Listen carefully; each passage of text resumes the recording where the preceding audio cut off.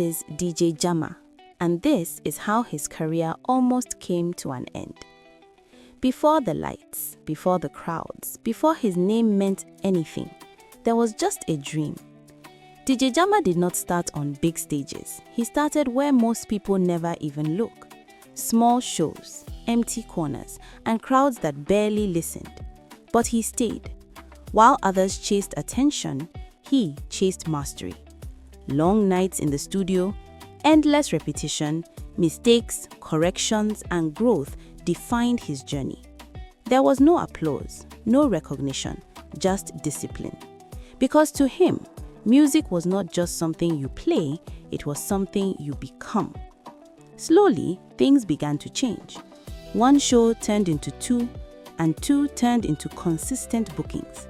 People started asking his name, and crowds began to respond, not out of hype, but out of respect. Then came the shift. DJ Jama realized he did not just want to play music, he wanted to create it.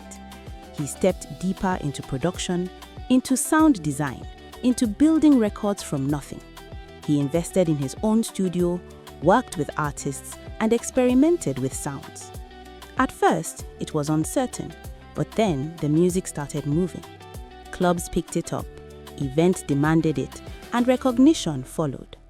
Awards came, nominations followed, and DJ Jama was no longer just a DJ, he had become a producer, a creator, a name. Opportunities expanded beyond what he once imagined.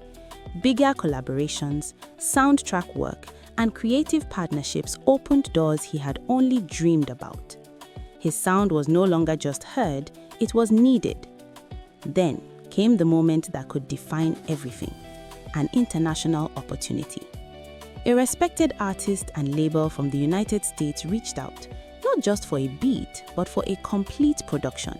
Something original, something powerful, something worthy of their platform.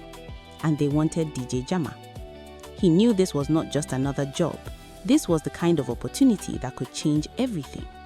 He locked in immediately. The hunger returned, the discipline sharpened, and long nights became normal again. Every detail mattered. Every sound had to be perfect. But this time, he was not alone.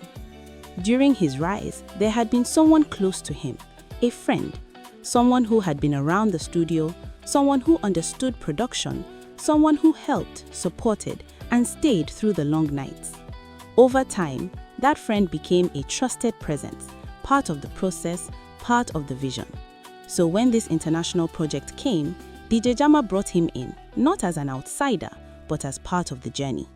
They worked together intensely, building something bigger than anything they had ever done before.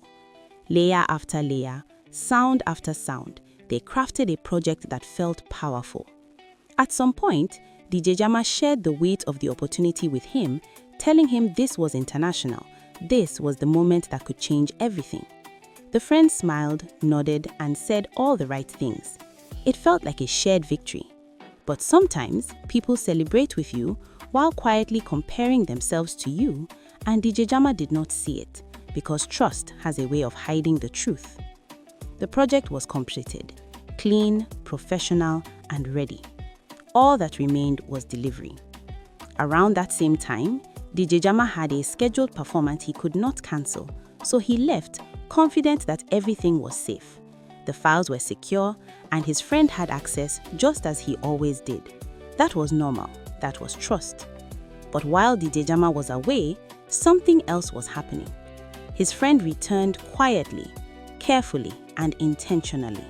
He entered the studio, went straight to the system, and copied everything. The full project, every layer, every detail. And then he did something worse. He corrupted it. Not in a way that would immediately raise alarm, but in a way that would look like failure, a technical issue, a mistake, and then he erased what remained. Clean, quiet, and calculated. By the time DJ Jama returned, everything looked normal, but everything had changed. The next day, reality hit. The files were gone. At first, confusion, then panic. He searched everything, folders, backups, systems, again and again, but there was nothing.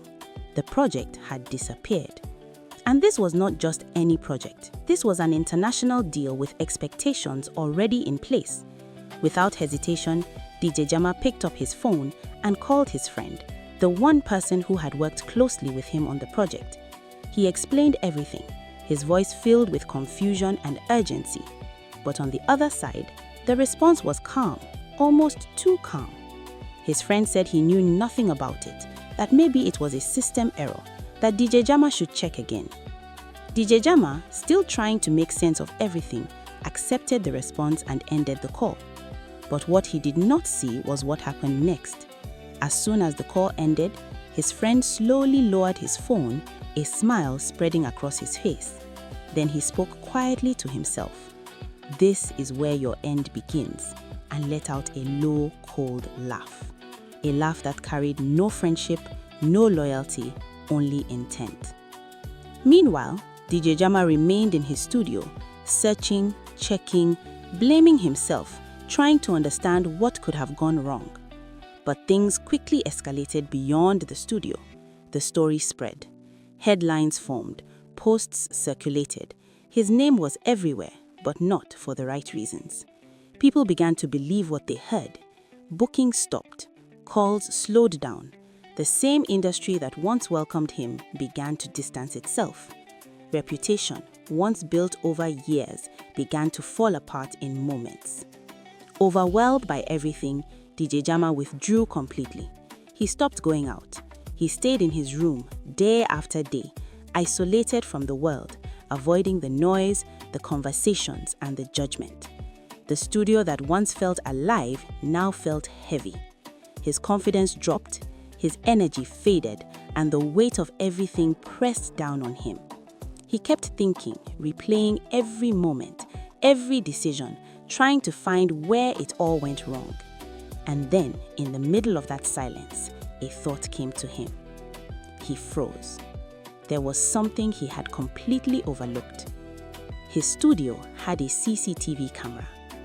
For a moment, everything shifted. Why had he not checked it? Why had he been blaming himself all this time without verifying what actually happened? If someone had entered, if anything had been touched, the camera would have captured it. He slowly stood up, his heart beginning to race again, not from fear this time, but from possibility. Because now, everything depended on what that footage would reveal. Would the camera expose the truth? Would it show who really entered his studio that night? Or would it leave him with even more questions and keep him trapped in the darkness he was already sinking into?